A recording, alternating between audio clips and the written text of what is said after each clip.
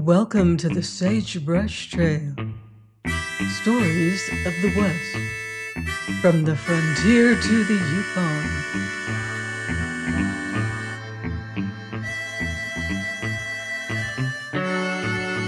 I'm Adele, reading Delilah of the Snows by Harold Binlow.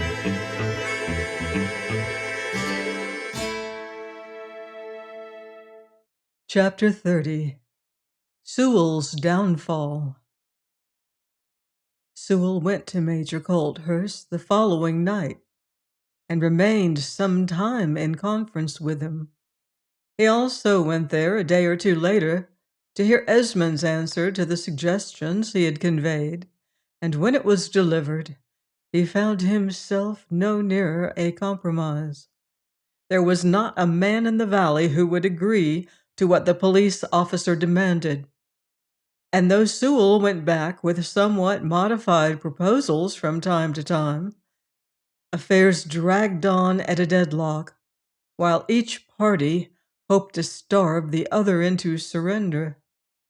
The miners could with difficulty have obtained a temporary and insufficient supply of provisions, but fearing that Esmond would be driven to action, their leaders were dubious about sending any number of their men away again.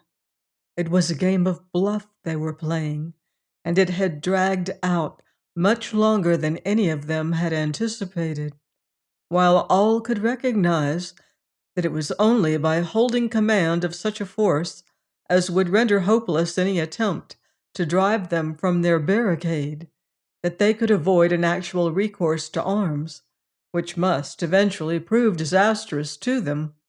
Finally, after a meeting of all concerned, Sewell was dispatched again with what practically amounted to an ultimatum, and on the evening on which he was to deliver it, he and Ingleby and Ledger discussed the affair at the bakery. Hetty was not present, for though they were on short rations, she had gone up the valley with one or two little dainties she had contrived to make for Tomlinson. He had been a strong and healthy man, but wounds complicated by comminuted bones gave trouble in the cold of that country, and the very indifferent food had further mitigated against his recovery. Sewell stood ready to set out. Ingleby and Ledger sat by the hearth, and there was anxiety in the faces of all of them. "I'm afraid it's a fool's errand I'm going on," said Sewell. "It is, of course, useless to threaten to seize the outpost, when Esmond must realize that we have no intention of doing it. The thing's out of the question. It was all very well to block the troopers out, but if we shot one of them, it would bring every policeman in the country, and if necessary, the whole Canadian militia down upon our heads." "It's almost a pity you didn't realize that before," said Ledger. Sewell made a little gesture which might have expressed anything. "Mutual recriminations seldom do much good, and I scarcely think anyone would have expected Esmond to hold out as he has done. I met one of the troopers the last time I went to Colthurst, and he admitted that they were practically starving. It was a bluff we put up, but we made the mistake of assuming that the opposition had less nerve than we had. After all, it's not a very uncommon one." "Are you quite sure it was only bluff when you began?" asked Ledger quietly. Sewell started, almost imperceptibly, but Ledger saw it, and even Ingleby, who would have believed him in spite of everything, fancied that there was embarrassment in his face. "Circumstances alter cases, and I've learned a little about British official inertia since I've been up here," he said. "It's rather a big contract to dictate terms to the Dominion of Canada when we have failed to make any great impression on one police officer. Anyway, I might as well get on to the commissioners. Neither of us is, I fancy, in the most amiable temper." He went out, and Ingleby looked at Ledger, who shook his head. He's quite right, Walter. It's too big a thing for us, and we have failed, he said.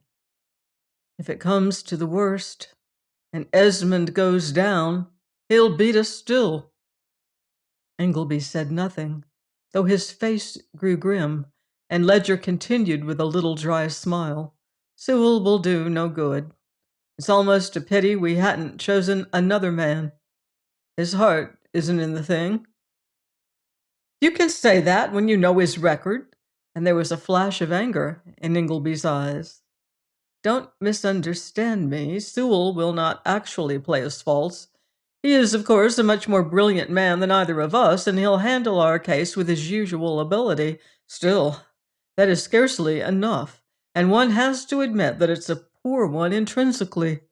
We started with the mistake of taking it for granted that Esmond could be bluffed. I'm not sure that we did. To be correct, I started the thing without thinking of anything. Anyway, you believed as firmly as the rest of us in Sewell, and at Wester House could make a stand that would result in their getting what they wanted. Ledger sat silent a moment or two. Perhaps I did, though I think I saw the weak points of the scheme clearly. They, however, didn't count for so much then. Nobody, you see, can put a big thing through by working it all out logically beforehand. It appears all the difficulties if you look at it that way. One has to take his chances with the faith that attempts the impossible and the fire that carries him through an obstacle before he realizes that it is one. Sewell had the faith and the fire. And the trouble is that he hasn't now. There has been a big change in the man since he came into the Green River country. Ingleby could not controvert this, but it was evident to Ledger, who watched him closely, that he had still full confidence in Sewell, and was as far as ever from guessing at any reason that might account for the change in him.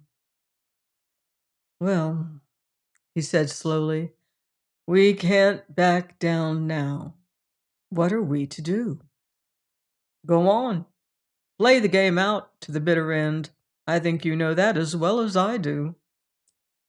The little sign Ingleby made seemed to imply that there was nothing more to be said. Isn't it time Hetty was back? He asked. He opened the door and the cold struck through him like a knife. There was not a breath of wind astir, and the pines cut sharp and black against the luminous blueness of the night, without the faintest quiver of a spray, for that afternoon an Arctic frost had descended upon the valley. I'll go along and meet her, he said. It was 10 minutes later when he did so. She was plodding somewhat wearily up the climbing trail, a shapeless figure in a big blanket coat, and she took his arm and leaned upon it. It occurred to him that Hetty had lost some of her brightness, and had been looking a little worn of late. But that was not astonishing, since the scanty food and strain of anxiety were telling upon everybody in the Green River Valley. It was also a long way from the bakery to the hut, where Tomlinson still lay helpless, and Ingleby felt very compassionate as the girl, who said very little, walked by his side. When at last he opened the door for her, she sank into the nearest chair and turned to him with a curiously listless gesture. Keep it open, wide, she said. Ingleby understood her, for the little room was very hot, and the sudden change of temperature from the frost of the northwest had once or twice painfully affected him. Then as he turned again, he heard a faint cry and saw Hetty clutch at the table.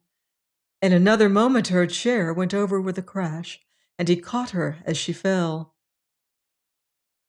No, said Ledger sharply, don't try to lift her. Lay her flat. Ingleby stupidly did as he was bidden, and when Hetty lay at his feet, a pitiful, huddled object, with blanched hands and face beneath the snow-sprinkled coat, He felt an unnerving thrill of apprehension run through him as he looked down at her. Ledger, however, kept his head. "I don't think there's anything to be afraid of, but we must get these things loose about her neck," he said.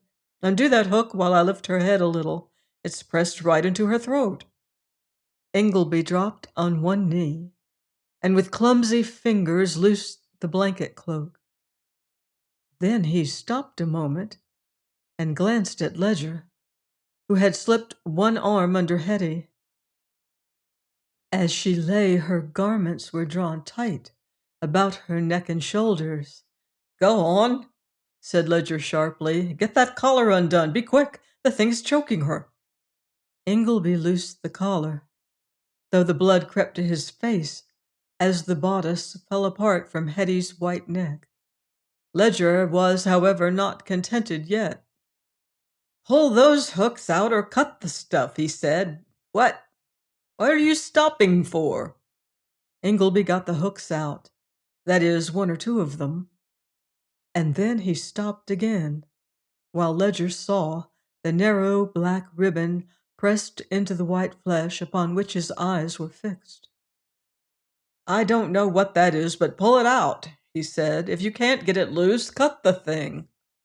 Ingleby did as he was bidden, but there was no need to use the knife, for as Ledger moved his arm a little, the ribbon slackened, and a little trumpery locket, which, as Ingleby knew, was not even of high-carat gold, slid out and lay on Hetty's breast.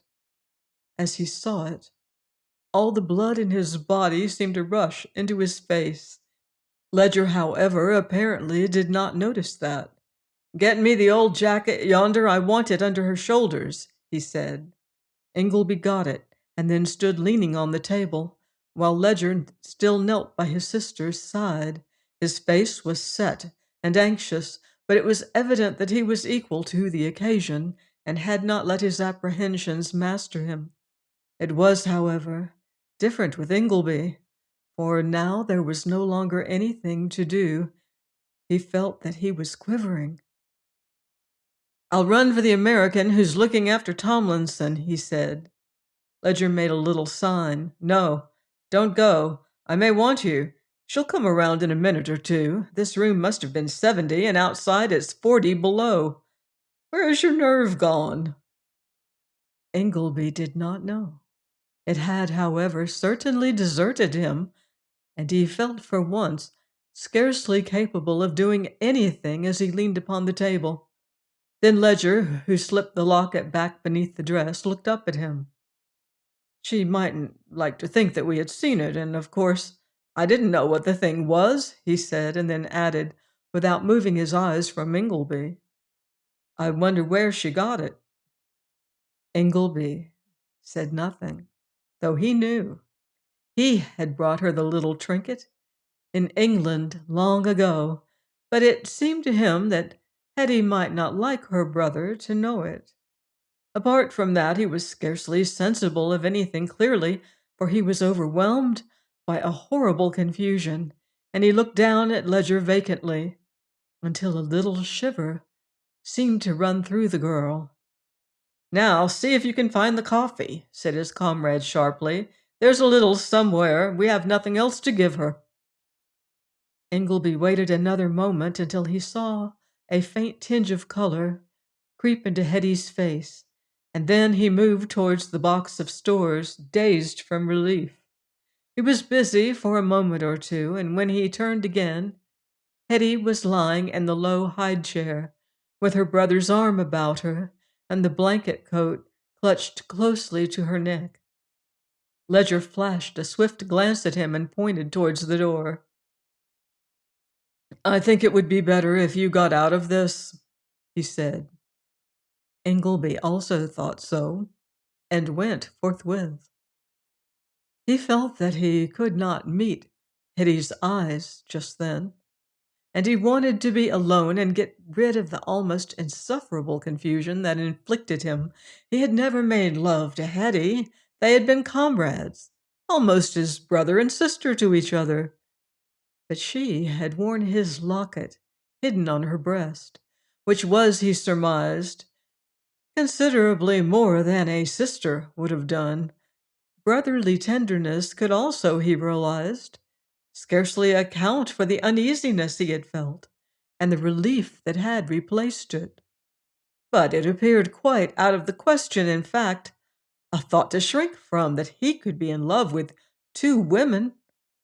It was as unpleasant to contemplate the probability of two women being in love with him. He could find no solution of the problem as he swung along beneath the solemn pines, and when he reached his black and silent shanty, his brain was still in a whirl. One thing alone was clear to him, and that was that Hetty was alive and apparently recovering. In the meanwhile, Sewell found that Colthurst, who it seemed had gone across to the outpost, had not yet come home.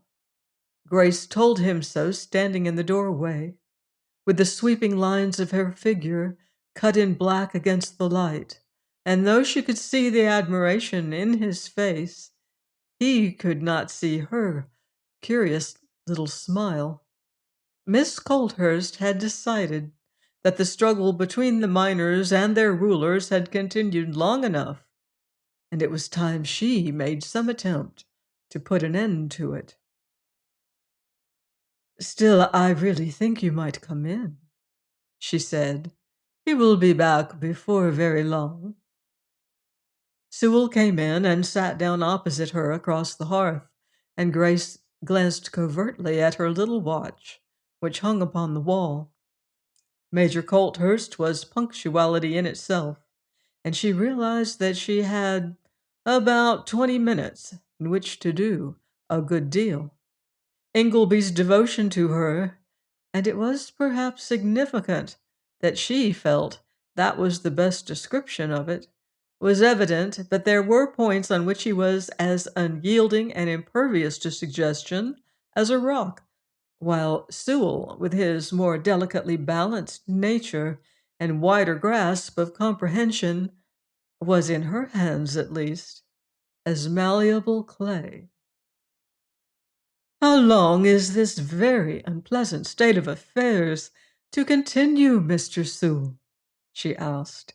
"You promised me we should have quietness this winter." Sewell made a little deprecatory gesture. "Circumstances were too strong for me, but I have done what I could.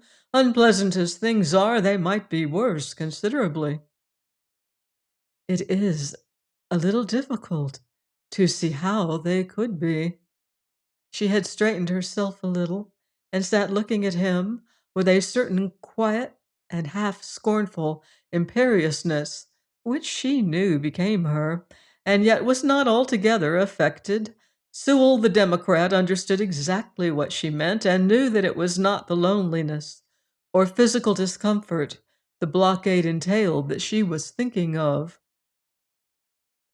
It was the humbling of the pride of the ruling caste to which she belonged, and the bold denial of its prerogative of authority that she felt the most. It was curious that he could understand this and sympathize with her, as Ingleby, who only saw and did the obvious thing, could not have done. "Well," he said, "I think this winter might have seen an undreamt of overturning of constituted authority and the setting up of what you were once pleased to call a visionary utopia. My comrades were almost ready to undertake it a little while ago. In fact, they only wanted somebody to show them how." Grace laughed, a careless, silvery laugh which would have been wasted on Ingleby. There was no scorn in it now, only amusement, but Sewell nodded comprehendingly as he looked up at her. "Your friends would naturally never believe it, but I almost think the inauguration of the Utopia would have been possible," he said. "At least, we could have cleared the ground for it." "There are," said Grace suggestively, Men enough in this valley to make about one company. And between here and the Arctic Sea, enough to make such a small army corps of marchers and marksmen as no country has ever enrolled beneath its banner. A very little spark in the right place will kindle a great blaze, you know. But I only want to show you that the thing might have happened. I scarcely think you need expect it now. Grace looked at him with a curious intensity. Then, she said, you were afraid? No, answered Sewell slowly. I was not sure I was strong enough to control the forces I could set in motion, or that the result of unloosing them would be utopia. It seemed too big a risk. That was one reason. You can perhaps guess the other.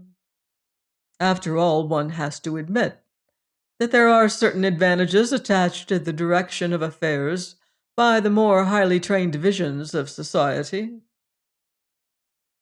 To which, said Grace with a soft laugh, you of course belong. What made you a Democrat? Sewell made a little gesture. Ah, he said, that is a different story and one I hardly care to go into, but perhaps the instincts one is born with can't be entirely rooted out. I am at least not the iconoclast I was when I came into the valley. That, however, really isn't very astonishing. I now have a good deal to lose. He looked at her steadily, with grave deference, but as like to like, and the girl recognized this and what his words implied. She was, however, playing a game then, and another swift glance at her watch showed her that she had little time in which to finish it. And so, for fear you should lose it, you did not strike the spark? Well, I think that was wise. It would certainly have cost you one thing, which you seem to value, she said.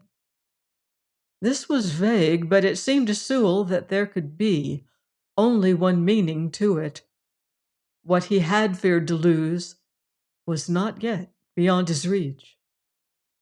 He did not know that there were in the girl qualities which would have made her a successful pompadour. Just then her craving for influence was irresistible, but she swept away from the topic with a swift smile, expressive only of the indifference which of all the feelings that she could show, he most shrank from. Still, to be practical, how could the blaze have spread? She said.